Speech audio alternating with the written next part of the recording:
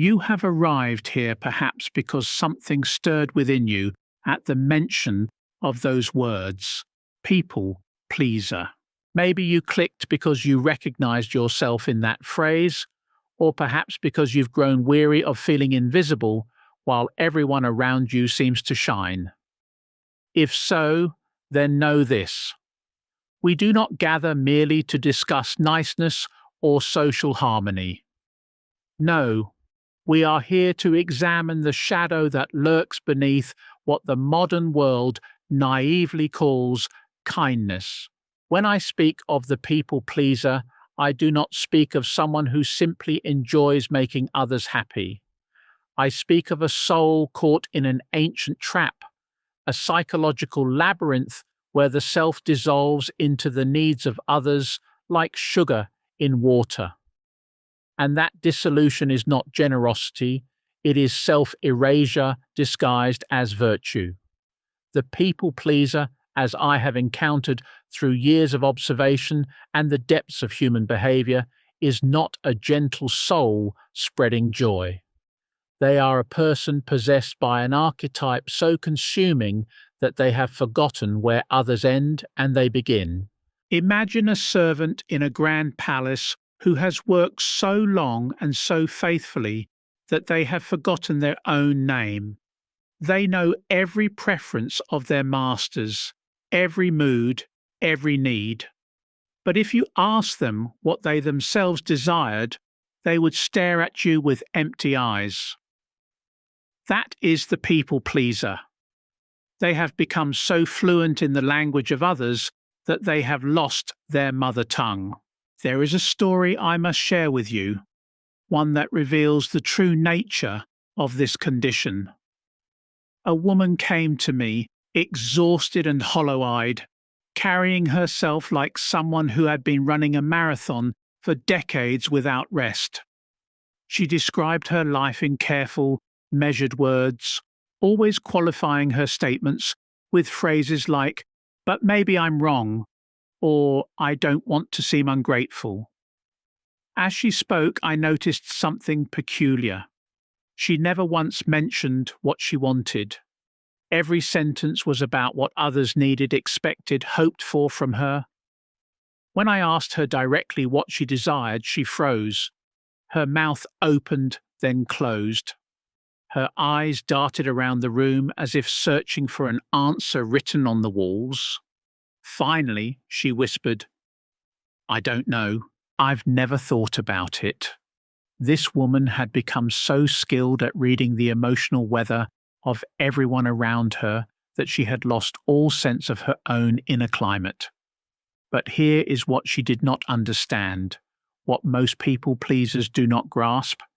This behavior is not kindness. It is a survival strategy that has outlived its usefulness, a childhood adaptation that has metastasized into adult self-destruction. The people pleaser learned early that their worth was conditional, that love must be earned through service, that acceptance comes only through the sacrifice of self. You must understand this crucial truth. Those who benefit from your people-pleasing are not necessarily cruel or manipulative. Many of them are simply unconscious. They have grown accustomed to your endless giving, your automatic yes, your willingness to shrink so they can expand.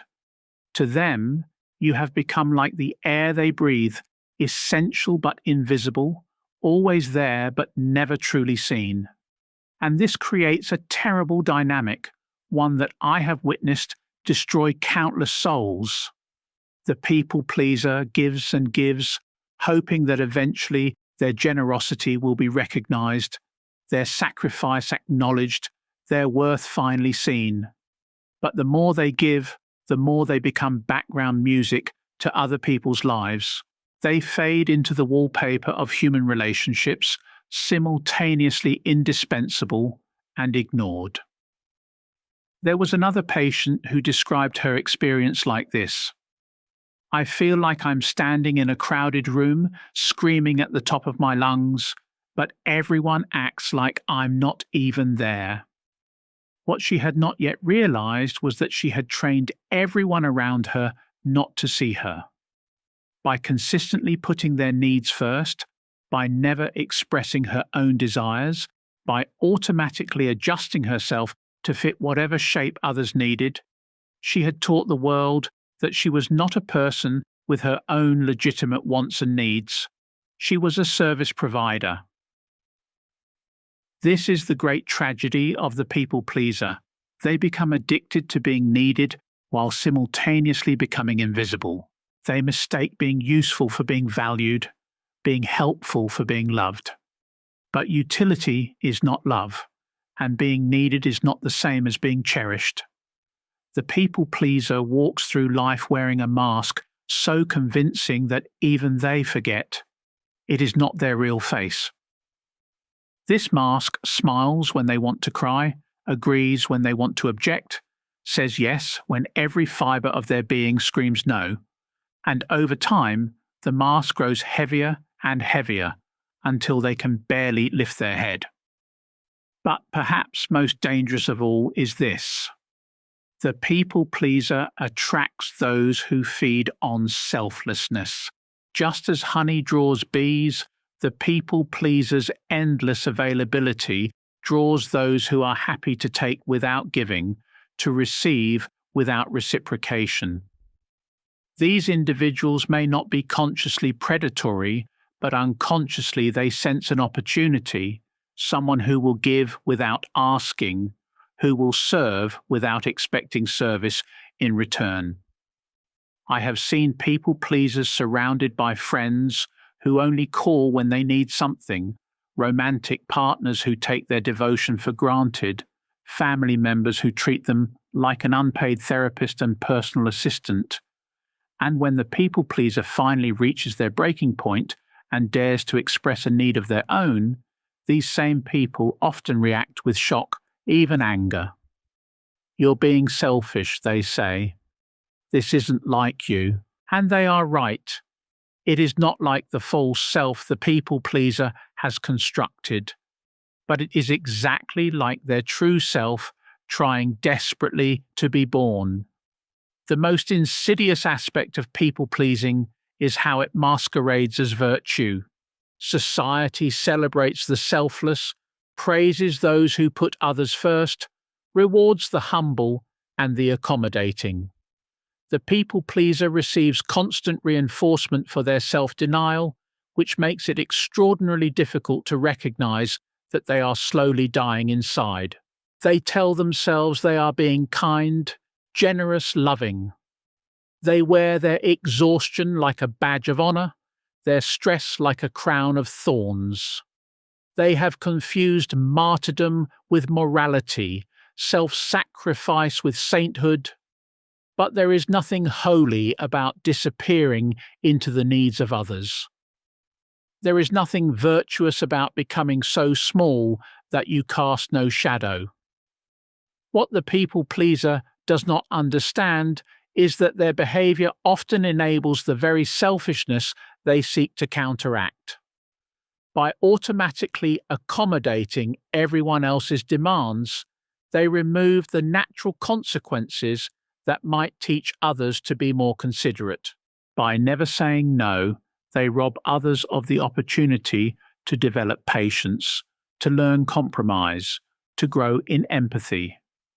A parent who never sets boundaries teaches their children that the world revolves around their desires. A friend who always cancels their own plans to accommodate others teaches those friends that some people's time is more valuable than others. A partner who always defers to their significant other's preferences teaches that person that their wants and needs are the only ones that matter. In this way, the people pleaser becomes an unwitting accomplice in creating the very behavior they find so draining. They feed the beast of human selfishness while starving their own soul, creating a vicious cycle that grows stronger with each capitulation. But here is what gives me hope, what brings light to this dark examination. The very fact that you are here listening to these words means that something within you is awakening. Some part of you has grown tired of disappearing, weary of being taken for granted, exhausted by the endless cycle of giving without receiving. That stirring you feel, that restlessness, that growing resentment, that voice that whispers, "What about me?" That is not selfishness speaking, that is your authentic self trying to break through the prison of people pleasing. That is your soul demanding to be recognized, your true nature fighting to be seen. The path forward is not to become selfish or cruel. It is not to swing from one extreme to another, from total self-denial to complete self-absorption. The path forward is to learn the most difficult lesson of all, that you are worthy of the same consideration you so freely give to others, that your needs are as legitimate as anyone else's, that your voice deserves to be heard. But this awakening comes with a price. As you begin to recognize how you have been used, as you start to see the patterns that have kept you trapped, you may feel anger rising within you. Anger at those who have taken advantage of your kindness, anger at yourself for allowing it to happen, anger at a world that rewards self-denial while punishing self-assertion. This anger is not your enemy. It is your ally, your teacher, your guide back to yourself. For anger, when properly understood, is simply love with boundaries. It is your authentic self saying, "I matter too." The tragedy deepens when we realize that this anger, this righteous fury at being used and overlooked, often becomes another source of shame for the people pleaser. They feel guilty for feeling angry. They apologize for their resentment. They try to stuff down their legitimate outrage because somewhere along the way, they learned that their emotions were inconvenient, their needs were burdensome, their very existence was somehow too much. I recall working with a man who had spent 40 years of his life saying yes to every request, every demand, every expectation placed upon him. His marriage had become a series of accommodations to his wife's preferences. His career had stagnated because he never advocated for himself. His friendships were one-sided conversations where he listened endlessly but was never asked about his own struggles. When he finally began to express his frustration, his first words were, "I'm sorry for being so negative." Even in his moment of awakening, he was apologizing for having feelings. This is the depth of the conditioning we are dealing with, a programming so complete that the people pleaser feels guilty for their very humanity. But let me tell you something about those who have grown comfortable feeding from your endless well of accommodation. They will not celebrate your awakening. When you begin to set boundaries, when you start saying no, when you dare to express preferences of your own, many of them will react as if you have betrayed some sacred contract. They will call you selfish, difficult, changed. They will mourn the loss of their personal servant disguised as concern for your well-being. "You used to be so easygoing," they will say. "You've become so demanding." What they really mean is, "You used to make my life easier by making yours harder, and I preferred that arrangement." This is the moment of truth for the recovering people pleaser. This is when you discover who truly cares for you as a whole person and who has been relating only to your function as a provider of comfort and convenience. Some relationships will not survive your transformation into an authentic human being. This is not a failure. It is a revelation. You are simply seeing what was always true, that these connections were built on your willingness to disappear, not on genuine mutual regard. There is a dream that many people pleasers share, though they rarely speak of it aloud. In this dream, they are at their own funeral, listening to the eulogies. Person after person speaks of how helpful they were, how accommodating, how they never caused any trouble. But no one speaks of who they truly were beneath all that service. No one mentions their dreams, their fears, their secret hopes. They are mourned not as a person, but as a function, not as a soul, but as a service that has been discontinued. This dream is not morbid, it is prophetic. It shows the people pleaser what their life has become. A series of performances designed to earn approval, a collection of accommodations that have buried their authentic self so deeply that even they have forgotten what lies beneath. But here is what the dream does not show, what the people pleaser cannot yet imagine. What it would feel like to be mourned as themselves, to be remembered for their thoughts and feelings, their unique perspective, their irreplaceable essence. They cannot envision this because they have never allowed themselves to be known in this way. They have been so busy being what others needed that they never discovered what they were.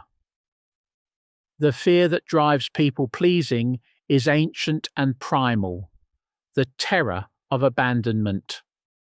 Deep in the unconscious mind of every people pleaser lives a frightened child who learned that love is conditional, that acceptance must be earned, that the price of belonging is the sacrifice of self. This child believes that if they stop being useful, they will be discarded. If they stop accommodating, they will be alone. But this child is operating on outdated information. The survival strategies that may have been necessary in childhood become self-destructive in adulthood. The people pleaser continues to act as if they are still that powerless child, dependent on the approval of others for their very existence. They do not realize that they now have choices, that they possess the power to walk away from those who do not value them, that they can create new relationships based on mutual respect rather than one-sided service. The process of breaking free from people-pleasing is not unlike recovering from an addiction. The people-pleaser is addicted to approval, to being needed, to the temporary relief that comes from avoiding conflict.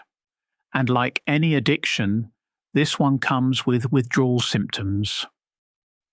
As they begin to set boundaries and express authentic preferences, they will feel anxiety, guilt, and the almost overwhelming urge to return to their old patterns. They will face moments when saying no feels impossible, when the weight of someone else's disappointment seems unbearable, when the familiar role of accommodator calls to them like a siren song. In these moments, they must remember that discomfort is not danger, that someone else's displeasure is not a catastrophe, that they are allowed to exist as more than a solution to other people's problems. I have watched people pleasers stand at this crossroads, trembling with the effort of maintaining a simple boundary, sweating as they resist the urge to apologize for having needs. It is like watching someone learn to walk again after years of crawling. Every step is uncertain, every movement requires conscious effort, but each small victory builds strength for the next challenge. The people who truly care for you will adjust to these changes. They may be confused at first, even resistant, but if their love for you is genuine, they will learn to relate to this more complete version of yourself. They will discover that a person with boundaries is actually more pleasant to be around than a resentful accommodator. They will find that authentic connection is far more satisfying than the hollow interactions they had with your false self. But others will not make this adjustment. They will increase their pressure, their demands, their emotional manipulation, in an attempt to return you to your former compliance. They will guilt you, shame you, threaten to withdraw their affection if you do not resume your role as their personal servant. These responses tell you everything you need to know about the true nature of these relationships. When someone becomes angry at you for having boundaries, they are revealing that they never saw you as a person. They saw you as a resource. When someone punishes you for expressing needs, they are showing you that your well-being was never actually important to them. When someone tries to guilt you back into self-sacrifice, they are demonstrating that they preferred you diminished rather than whole. This recognition can be devastating. The people pleaser must face the possibility that some of their most cherished relationships were built on exploitation rather than love, that they have been valued for their function rather than their essence. It is a grief unlike any other. The mourning of relationships that you thought were real but were actually transactions disguised as connections. Yet in this devastation lies the seed of liberation. For the first time, the people pleaser begins to see clearly. The fog of compulsive accommodation lifts, and they can finally distinguish between those who love them and those who merely use them. They can separate authentic relationships from convenient arrangements. They can stop pouring their energy into vessels that will never be filled because they were designed to drain rather than contain. This clarity brings with it a terrible loneliness, but also a profound freedom.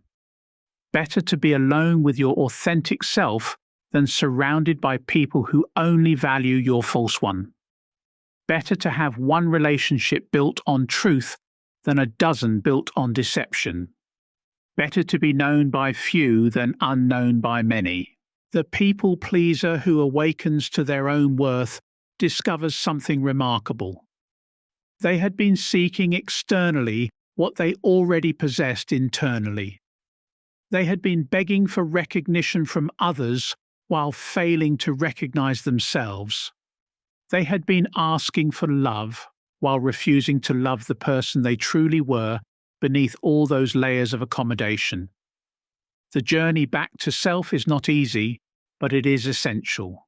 It requires the courage to disappoint others in service of your own authenticity. It demands the strength to stand alone rather than disappear into the crowd. It asks you to risk everything you thought you wanted for the possibility of becoming who you truly are. And in that becoming, in that fierce reclamation of your own existence, you discover something the people pleaser never knew. That you are worthy of love not because of what you do, but because of who you are. That your value is inherent, not earned. That you deserve to take up space in this world, to have preferences, to express needs, to exist as more than a background character in other people's stories. This is your birthright, your inheritance, your destiny. Not to serve at the altar of others' comfort, but to stand as a complete human being, flawed and beautiful, complex and worthy of respect. The awakening people pleaser stands at a threshold that most will never cross. The recognition that their entire identity has been constructed around an absence. They are like archaeologists discovering that what they thought was solid ground is actually a hollow cavern, that their life has been built over an emptiness so profound they never dared to look down. This emptiness is not accidental.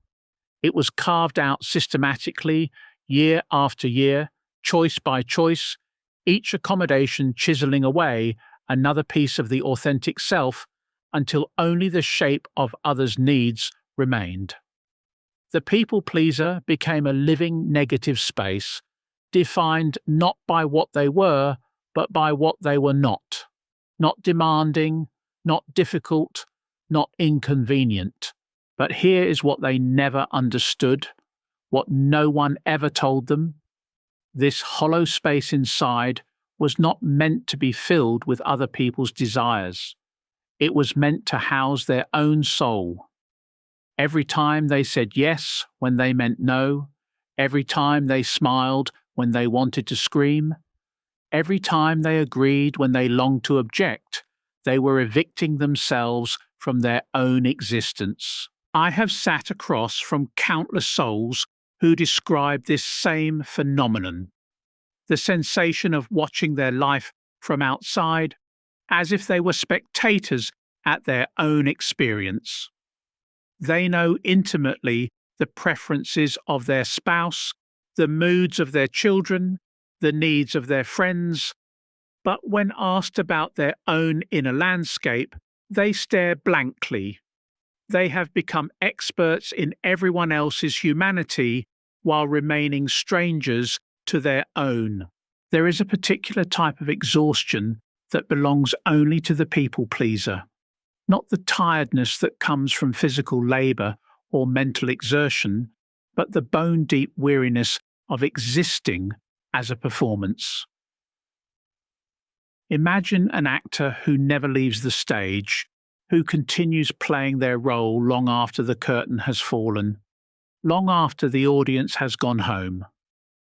The performance becomes so automatic, so consuming, that they forget there was ever a person beneath the character.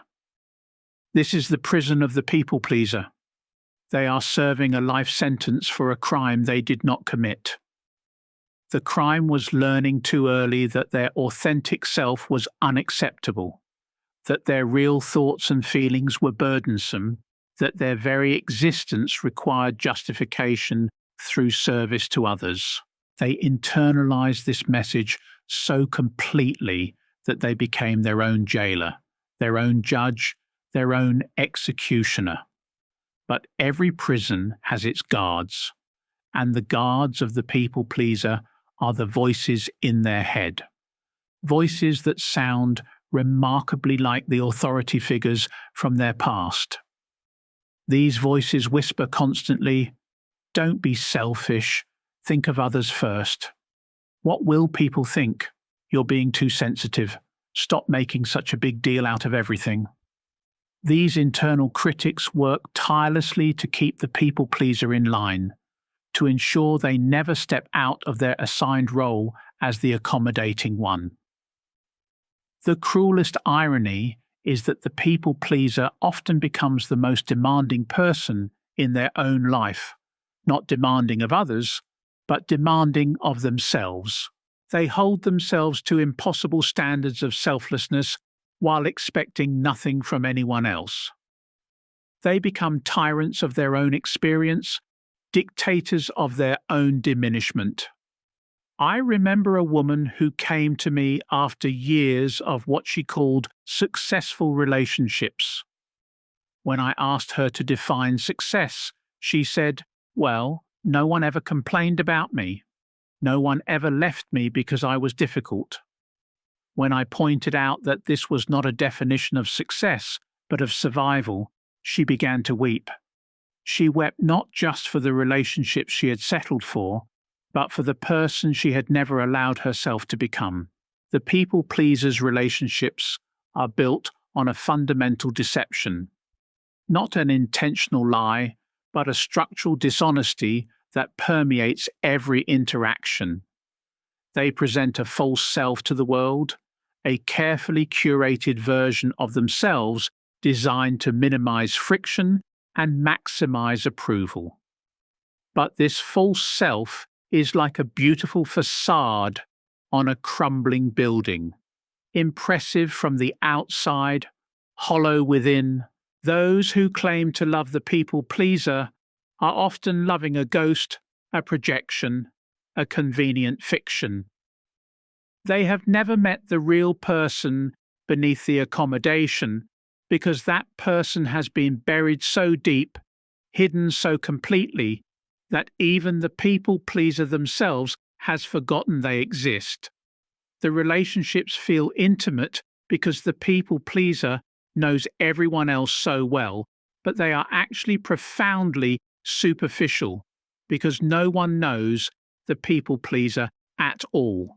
This creates a paradox that drives many people pleasers to the edge of despair. They are surrounded by people yet utterly alone, constantly giving love yet rarely receiving it, always in service to connection yet never truly connected.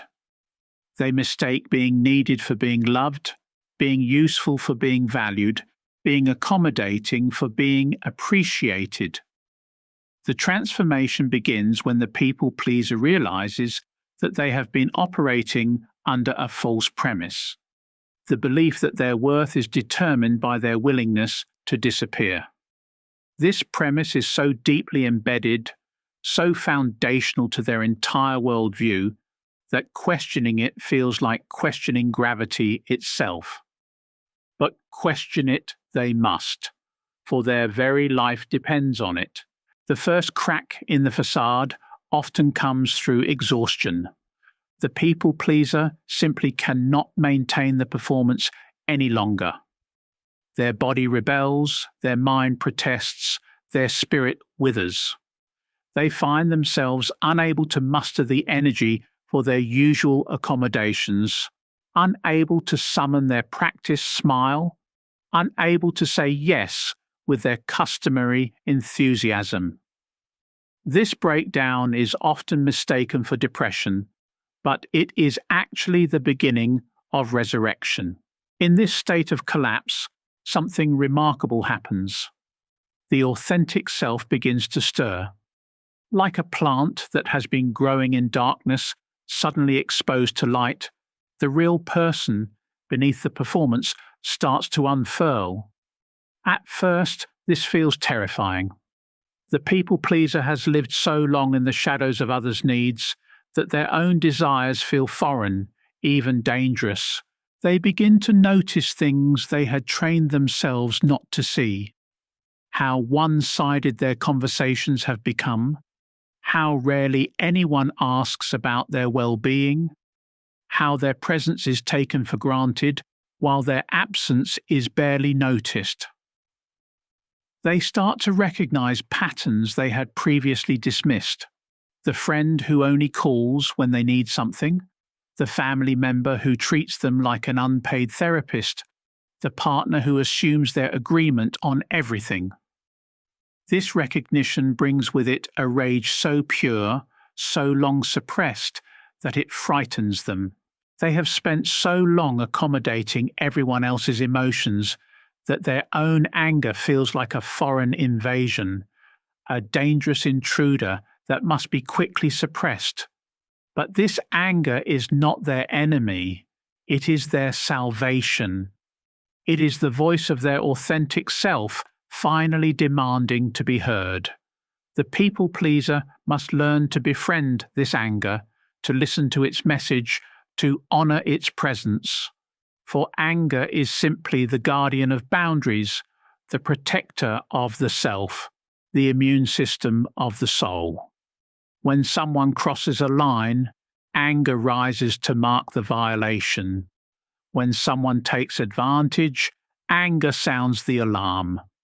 When someone treats you as less than human, anger reminds you of your worth. But the people pleaser has been taught to fear their own anger, to see it as evidence of their selfishness, proof of their inadequacy. They have been conditioned to believe that good people don't get angry, that kind people don't have boundaries, that loving people don't say no. These beliefs are not wisdom.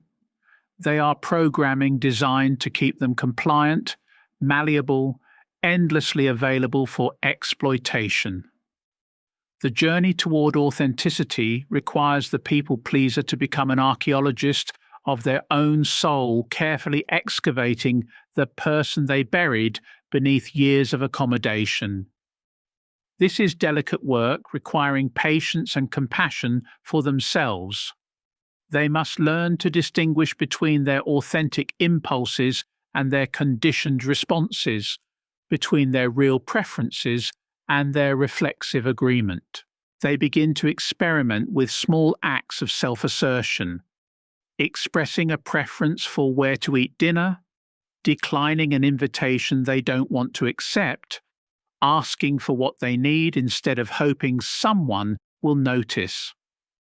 Each of these acts feels monumentally difficult at first, like learning to speak a foreign language or walk on unfamiliar terrain. The reactions they receive to these small assertions often shock them. People who have grown accustomed to their automatic accommodation may respond with confusion, irritation, even anger. That's not like you, they say, and they are right. It is not like the false self the people pleaser has been presenting. But it is exactly like their true self trying to emerge from decades of suppression. Some people will adjust to this new authenticity, recognizing that a whole person is more interesting than a hollow accommodator. But others will resist, sometimes violently. They will employ guilt, manipulation, threats, and emotional blackmail to try to restore their personal servant to full functioning. They will make the people pleaser feel selfish for having needs, unreasonable for having boundaries, difficult for having preferences. This is the crucible moment for the recovering people pleaser. Will they retreat back into the familiar prison of accommodation, or will they stand firm in their newfound authenticity? The pressure to return to their old patterns can be overwhelming, especially when it comes from those they love most. But returning to people-pleasing after tasting authenticity is like trying to breathe underwater after experiencing fresh air. It feels like drowning. The people-pleaser must learn to tolerate the discomfort of others' displeasure, to sit with the anxiety of potential rejection, to endure the guilt that rises when they prioritize their own needs.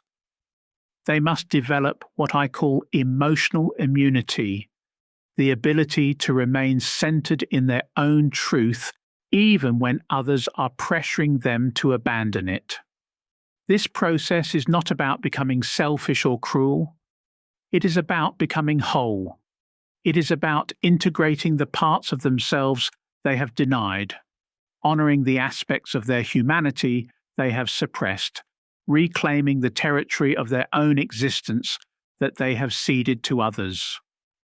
The goal is not to swing from extreme accommodation to extreme selfishness, but to find the balanced center where their needs and others' needs can coexist. The authentic self that emerges from this process is not the opposite of the people pleaser, it is the completion of them. Where the people pleaser was hollow, the authentic self is solid. Where the people pleaser was reactive, the authentic self is responsive. Where the people pleaser was desperate for approval, the authentic self is secure in their own worth. This transformation ripples outward, affecting every relationship in their life. Some connections deepen and become more genuine as people learn to relate to the real person rather than the accommodating facade. Other relationships fade away, revealed to have been based more on convenience than genuine affection. New relationships form on the foundation of authenticity rather than utility. The people pleaser discovers that being known for who they truly are is infinitely more satisfying than being liked for who they pretend to be. They learn that genuine appreciation feels completely different from the hollow praise they received for their endless accommodation. They realize that real love does not require the sacrifice of self. It celebrates the fullness of who you are, but perhaps most importantly, they learn to love themselves, not the performing self they created to earn approval, but the messy, complex, imperfect, beautiful human being they actually are. They develop compassion for the frightened child within who learn to disappear as a survival strategy. They forgive themselves for the years spent in hiding.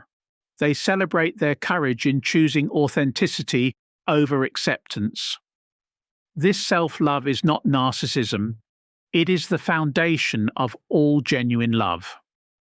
For how can you truly love another if you have never learned to love yourself? How can you offer authentic connection if you have never connected with your own truth? How can you give from a full heart if your heart has been emptied in service to others? The recovered people pleaser becomes something the world desperately needs. A person who can love without losing themselves, who can give without depleting themselves, who can serve others while remaining whole. They become a living example that it is possible to be kind without being compliant, generous without being depleted, loving without being lost. They discover that their sensitivity, their empathy, their desire to help others are not weaknesses to be overcome, but gifts to be honoured. Gifts that become truly powerful only when they emerge from a place of wholeness rather than emptiness. The people pleaser who has reclaimed their authenticity becomes a healer who cannot be wounded, a giver who cannot be drained, a lover who cannot be consumed. This is the destiny that awaits every people pleaser who finds the courage to step off the stage of performance and into the reality of their own existence. It is not an easy journey, but it is the only journey worth taking. For what is life without authenticity but an elaborate form of suicide? What is love without truth but a beautiful lie? What is service without self but a hollow gesture that helps no one in the end? The choice stands before every people pleaser. Remain in the comfortable prison of accommodation or break free into the uncertain territory of authentic existence. The prison is familiar, predictable, safe in its suffocation. But beyond its walls lies something the people pleaser has never known: the possibility of being truly alive, truly seen, truly loved for exactly who they are. The terror that grips the people pleaser in these moments of potential transformation is not the fear of others' reactions, it is the fear of their own power. For they have lived so long as servants that the possibility of sovereignty feels like blasphemy. They have been taught to believe that their desires are dangerous, that their preferences are selfish, that their very existence without purpose to others is somehow wrong. But what they do not understand is that this fear is not their own voice speaking. It is the echo of every person who benefited from their diminishment, every authority figure who found them easier to manage when they were compliant, every relationship that thrived on their willingness to disappear. These voices have taken up residence in their psyche like parasites, feeding on their self-doubt, growing stronger with each capitulation. I have witnessed people pleasers stand before the mirror of their own potential and recoil as if they were staring at a monster. I can't be that demanding, they whisper. I can't be that difficult. But demanding what? Demanding to be treated with basic human dignity? Difficult how? Difficult to exploit, to manipulate, to use as an emotional dumping ground? The people pleaser has confused having standards with being unreasonable, setting boundaries with being cruel, advocating for themselves with being narcissistic. They have internalized the judgments of those who preferred them powerless and made those judgments their own inner critic. They have become their own oppressor, their own silencer, their own destroyer. There comes a moment in every people pleaser's journey when they must face a devastating truth. Many of those they have served so faithfully do not actually know them at all. They know the accommodating figure, the agreeable presence, the convenient solution to their problems, but they have never met the person beneath the performance. The people pleaser has been so effective at being what others needed that they have rendered their authentic self invisible. This invisibility is not accidental, it is strategic. The people pleaser learned early that their real thoughts, feelings, and needs were inconvenient interruptions to the smooth functioning of others' lives.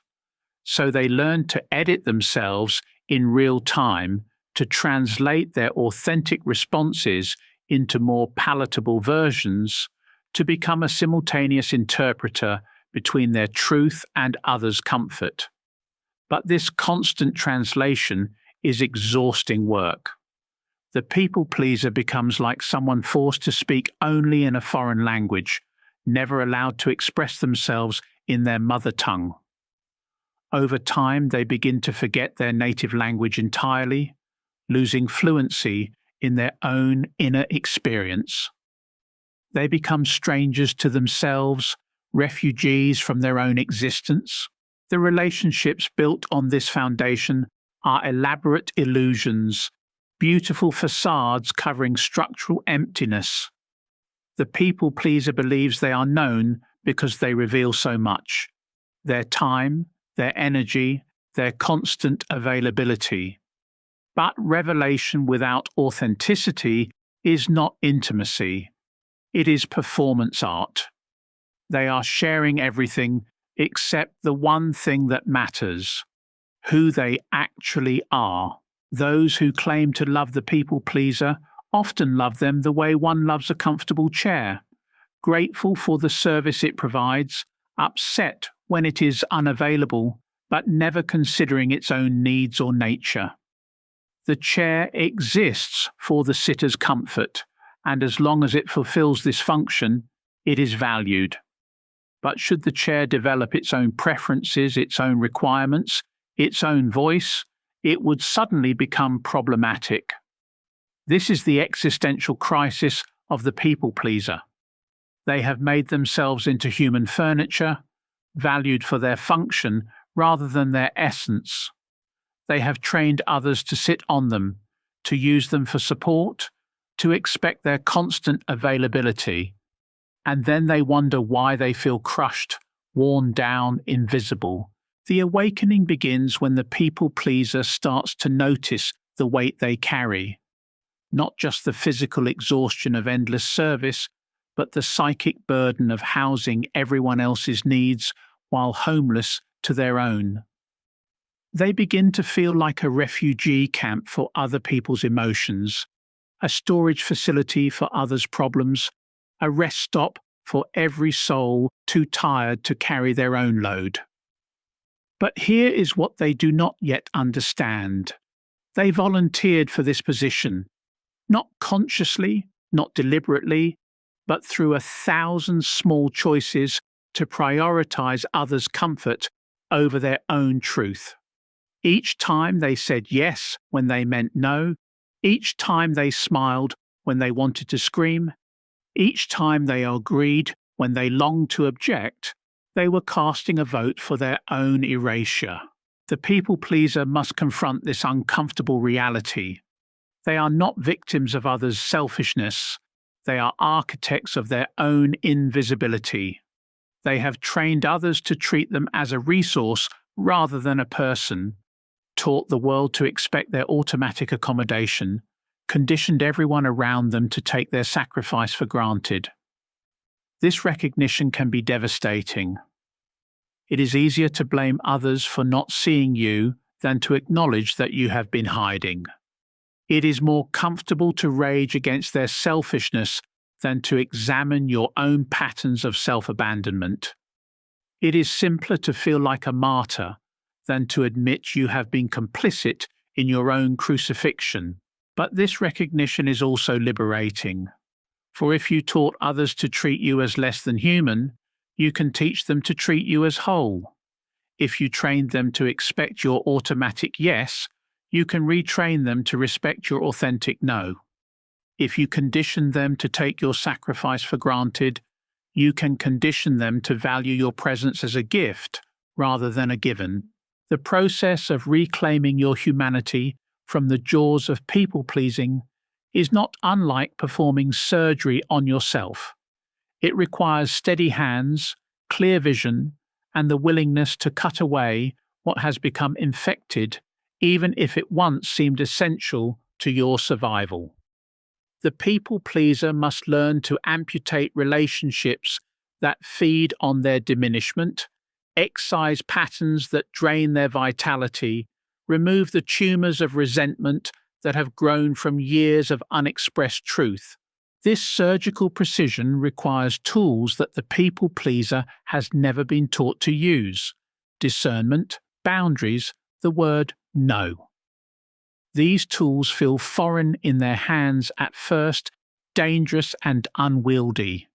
They have spent so long accommodating that assertion feels like aggression, setting limits feels like cruelty, prioritizing their own needs feels like betrayal. But these tools are not weapons. They are instruments of liberation. Boundaries are not walls to keep others out. They are definitions of where you end and others begin. The word no is not a rejection of love. It is a protection of your capacity to love authentically. Discernment is not judgment. It is wisdom applied to the sacred task of choosing how to spend your irreplaceable life force.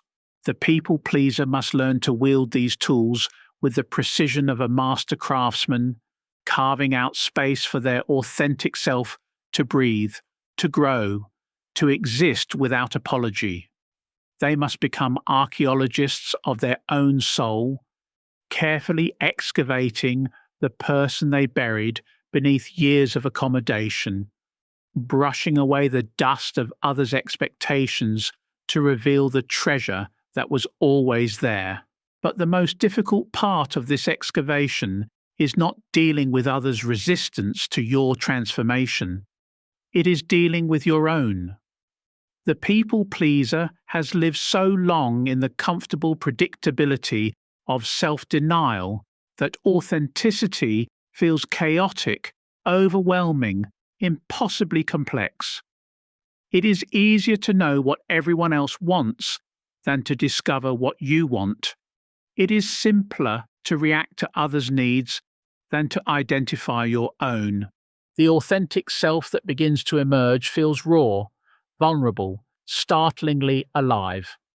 After years of emotional numbness, feeling becomes almost painful. After decades of automatic accommodation, choice becomes paralyzing. After a lifetime of being what others needed, being yourself feels like learning to walk on a foreign planet where the gravity is different, where every step requires conscious effort. I have watched people-pleasers stand at the threshold of their own authenticity like children afraid of deep water, knowing they must learn to swim but terrified of letting go of the shallow end. The familiar patterns of accommodation call to them like a siren song, promising the false comfort of predictability, the hollow safety of invisibility. But invisibility is not safety.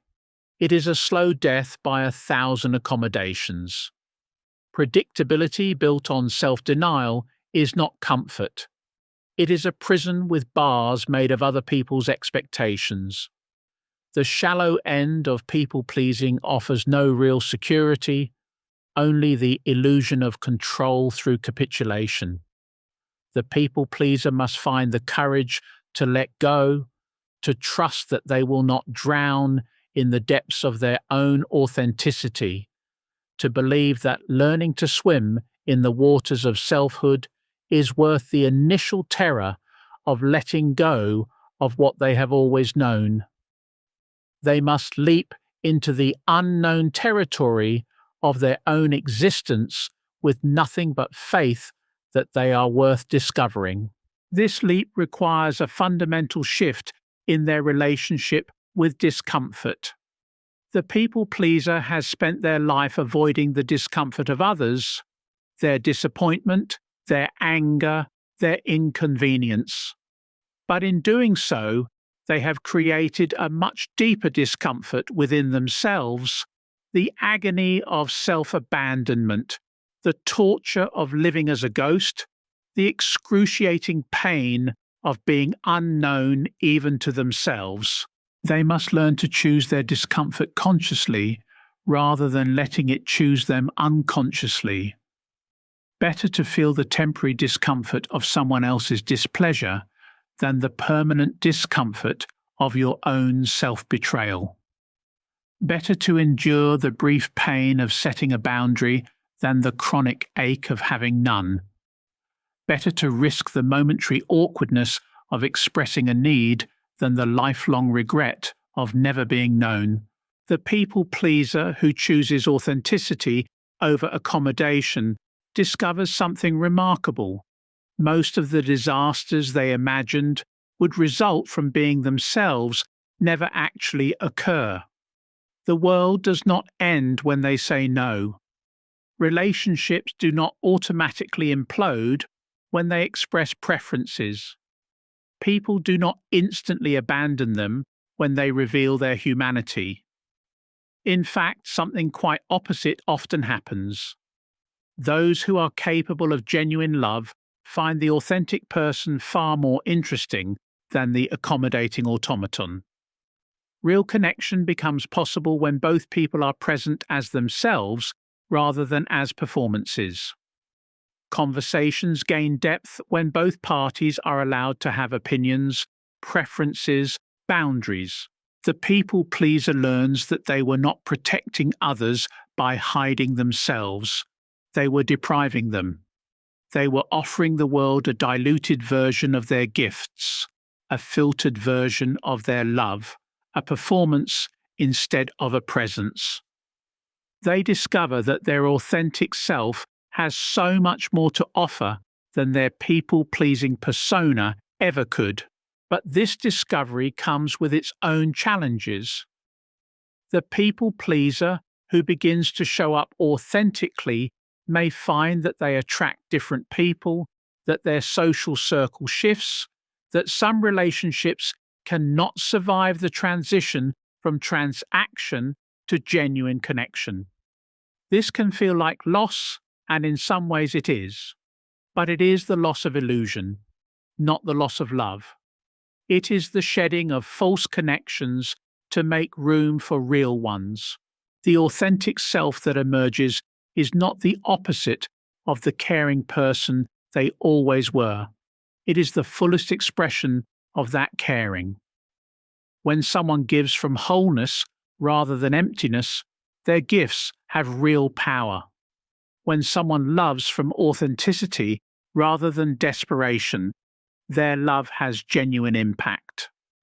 When someone serves from choice rather than compulsion, their service has sacred meaning.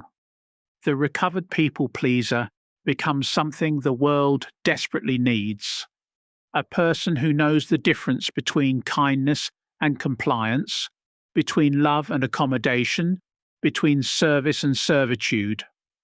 They become living proof that it is possible to care deeply for others without losing yourself, to be generous without being depleted, to be helpful without being hollow. They discover that their sensitivity, their natural inclination to care, their desire to contribute, these were never the problem. The problem was the belief that caring required self-erasure, that love demanded invisibility, that service meant sacrifice of self. When these gifts emerge from a foundation of self-respect rather than self-denial, they become truly transformative. The people pleaser who has reclaimed their authenticity stands as a beacon for others still trapped in the prison of accommodation. They become living evidence that liberation is possible, that you can break free from the patterns that have held you captive, that you can learn to exist as more than a solution to other people's problems. But perhaps most importantly, they learn to love themselves, not the performing self they created to earn approval, but the complex, imperfect, beautifully human person they actually are. They develop compassion for the frightened child within who learned that love was conditional, who believed that worth must be earned through service, who thought that existence required justification. This self-love is not selfish, it is the foundation of all authentic love. For you cannot give what you do not have. You cannot offer genuine care to others if you have never learned to care for yourself. You cannot create healthy relationships if your relationship with yourself is based on rejection and abandonment. The journey from people-pleasing to authenticity is not a destination, but a practice, not an achievement, but a commitment, not a one-time transformation, but a daily choice to honor your own humanity. Each day brings new opportunities to choose yourself without abandoning others, to set boundaries without building walls, to love yourself without becoming narcissistic. This is the work of a lifetime, the sacred task of becoming who you were always meant to be beneath the layers of accommodation and performance. It is the most important work you will ever do, for it affects not only your own life, but the lives of everyone who has the privilege of knowing the real you. The world needs your authentic voice, your genuine presence, your real gifts. It needs what you have to offer when you are no longer hiding, no longer performing, no longer sacrificing yourself on the altar of others' comfort. It needs the fullness of who you are, not the diminished version you have been presenting. The people pleaser stands at the edge of a revelation so profound it threatens to shatter every assumption they have held about love, worth, and human connection. For they are beginning to understand that their entire existence has been built upon a lie. Not a lie they chose to tell, but a lie they were taught to live. This lie whispers that their value lies in their ability to disappear, that their worth is measured by their willingness to become whatever others need them to be. But what happens when a person who has spent their entire life being everything to everyone finally asks the question that terrifies them most? Who am I when I am not performing for you? The silence that follows this question is deafening, for it reveals the vast emptiness where their authentic self should reside. They have become so skilled at reading the room, so expert at adapting to others' expectations, that they have forgotten how to recognize their own inner voice. I have observed this moment of recognition in countless souls, the instant when they realize they have been living someone else's life in their own body, speaking someone else's words with their own voice, feeling someone else's feelings with their own heart. It is a moment of such profound disorientation that many retreat immediately back into the familiar prison of accommodation, preferring the predictable pain of invisibility to the uncertain terror of being seen. The people pleaser has become a master of emotional camouflage, blending so seamlessly into the background of others' lives that they have become invisible even to themselves. They know the favorite foods of everyone in their circle, but cannot remember the last time they ate something simply because they wanted it. They can predict the moods of their loved ones with startling accuracy, but remain strangers to their own emotional landscape. This is not love. This is erasure disguised as devotion. This is not kindness. This is self-abandonment wrapped in the language of virtue. The people pleaser has confused being needed with being valued, being useful with being cherished, being accommodating with being loved. But utility is not intimacy, and function is not relationship. There exists a particular type of loneliness that belongs exclusively to the people pleaser. The loneliness of being surrounded by people who know your habits but not your heart, who depend on your service but remain ignorant of your soul. They are known for what they do but unknown for who they are. They are appreciated for their availability but not for their essence. The tragedy deepens when we realize that this loneliness is self-imposed.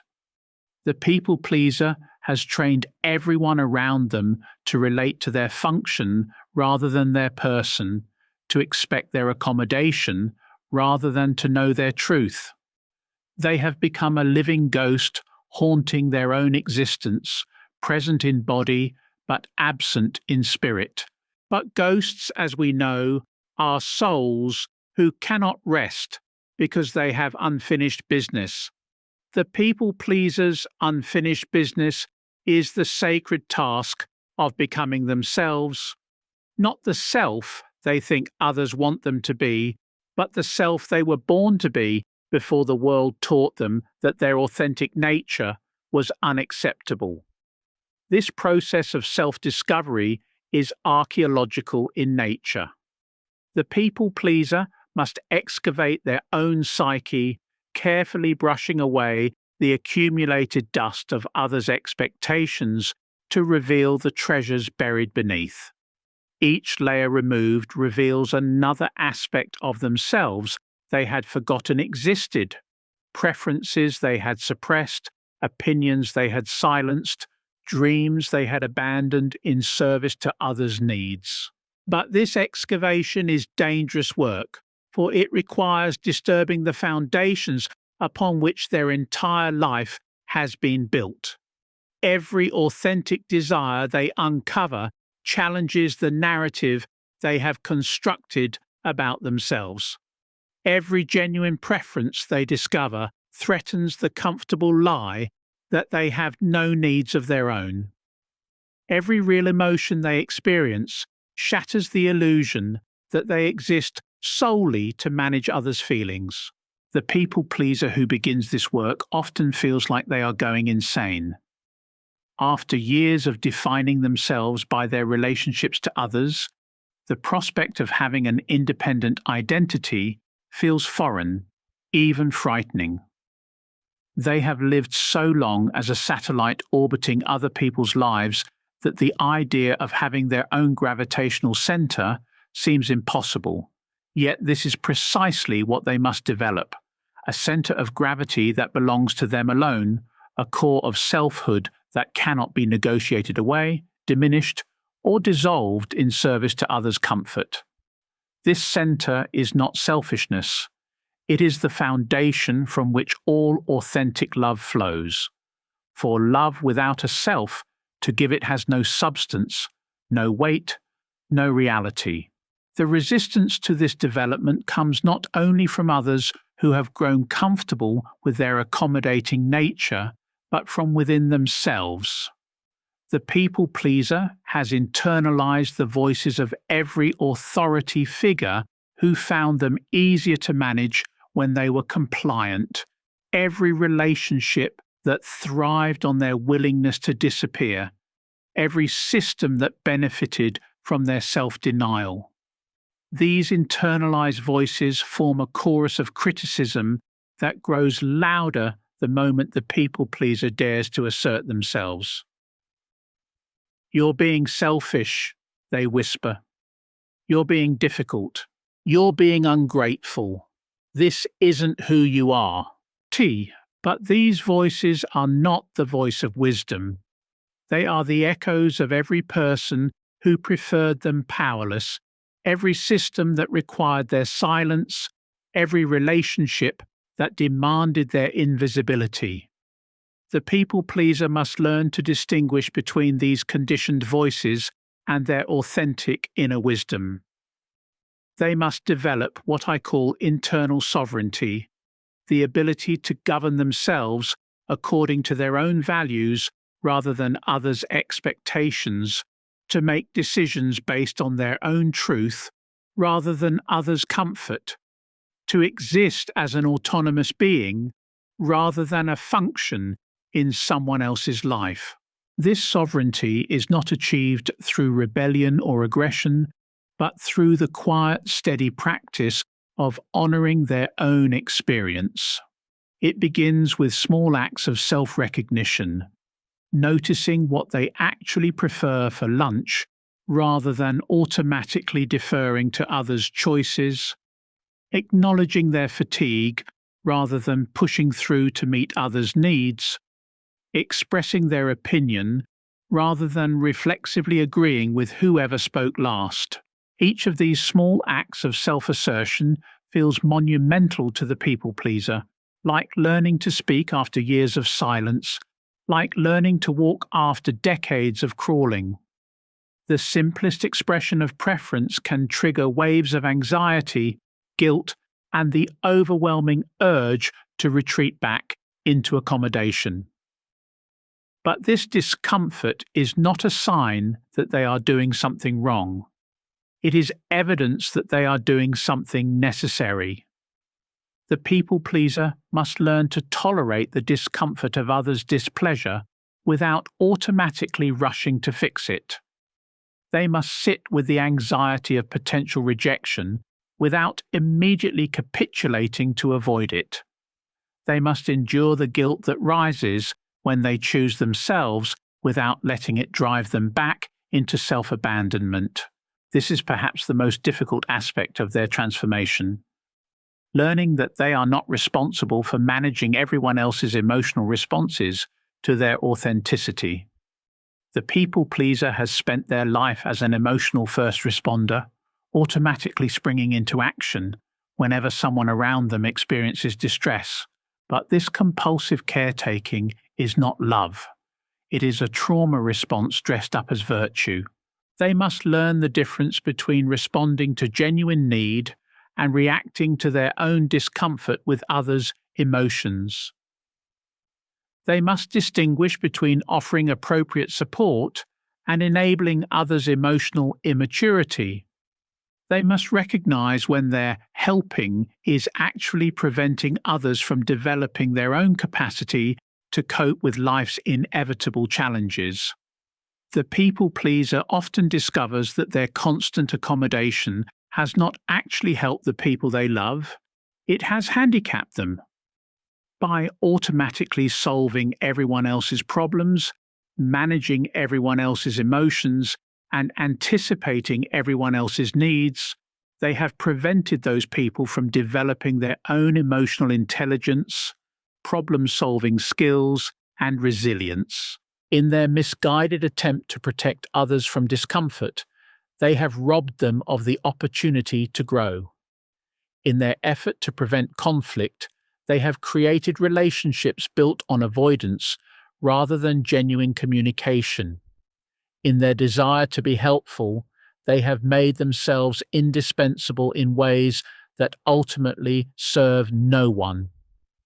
This recognition can be devastating for the people-pleaser who must confront the possibility that their self-sacrifice has not been the noble gift they believed it to be.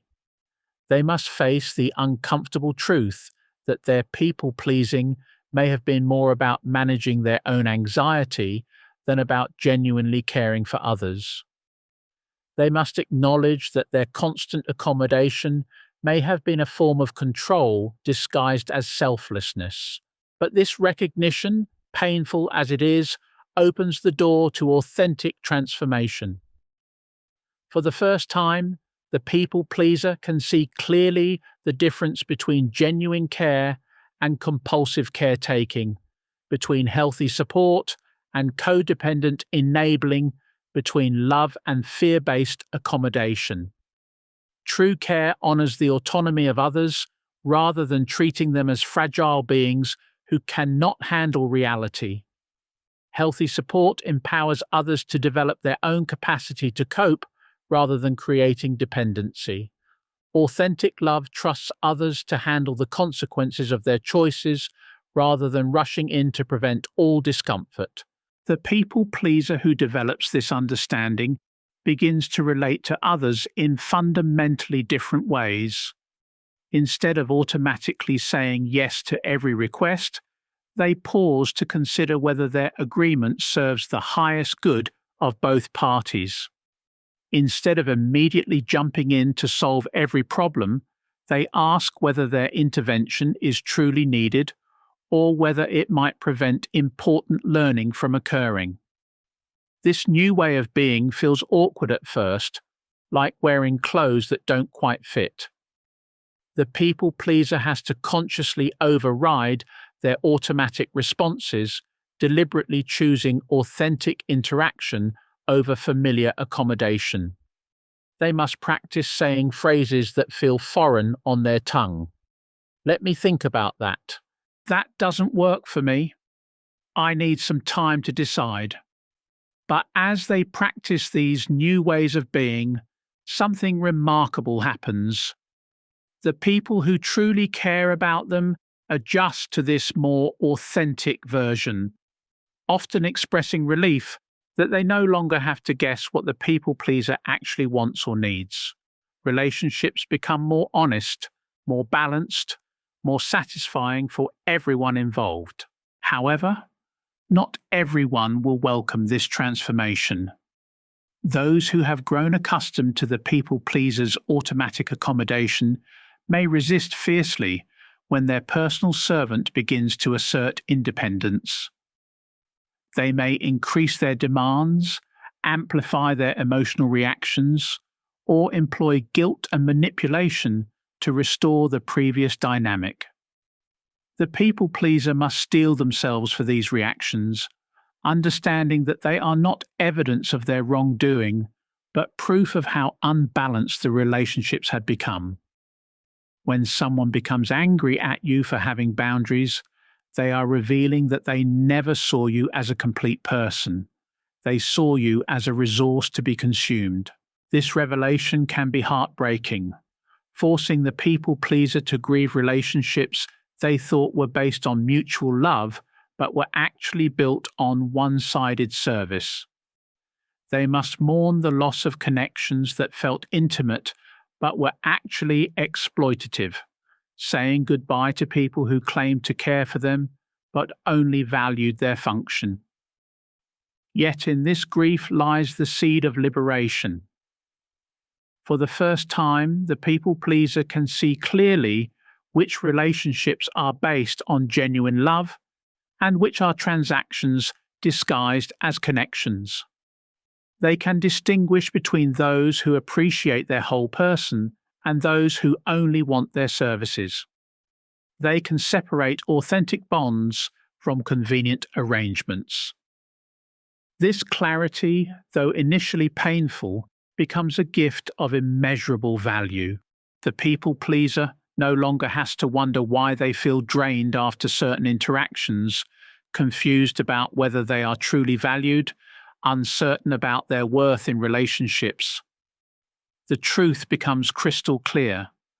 Those who love you will support your growth into authenticity, while those who merely use you will resist your transformation into wholeness. Armed with this knowledge, the people pleaser can make conscious choices about how to invest their precious life energy.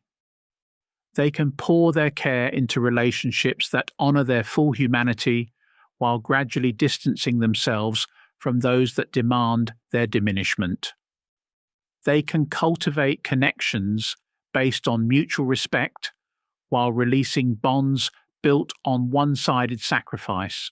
This process of relationship restructuring is not about becoming cold or uncaring. It is about becoming wise and discerning.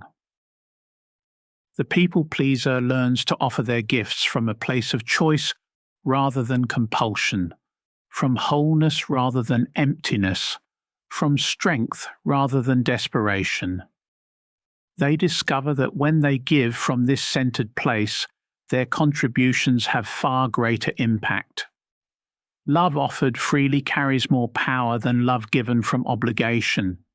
Service provided by choice creates more value than service rendered from compulsion. Care expressed authentically touches others more deeply than care performed from duty. The transformation from people pleaser to authentic person is not a one-time event, but an ongoing practice, a daily commitment to honoring their own humanity while caring for others.